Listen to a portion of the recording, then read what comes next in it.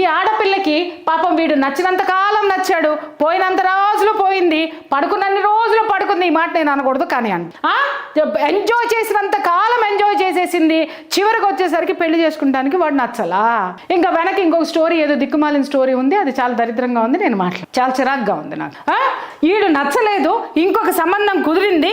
ఎందుకు అంటే వీడు ఫోన్ చేసి, ఉసే మరి నాతో ఇంత ఎంజాయ్ చేసినావు, నా మనాన్ని దోచుకున్నావు, నా జీవితాన్ని దోచుకున్నావు, నా జీతాన్ని దోచుకున్నావు, నా పరిస్థితి ఏంది, నువ్వు ఎట్లా పోతావు అని చెప్పేసి వాడు నిలదీసినందుకు సాయంత్రం రా అని పిలిచింది. ఈ ఎర్రిగొర్రె పోయాడు. ఎందుకంటే చాలా సార్లు ఇచ్చింది కదా చాక్లెట్లు, అందుకని మళ్ళీ తీసుకుంటానికి పోయినాడు. చాక్లెట్ పోయి ఏమైంది, చివరికి కూల్ డ్రింక్ లో విషం కలిపి, పాయిజన్ కలిపి ఆ పిల్లాడికి ఇచ్చింది. ఎంత సింపుల్ చూసారా?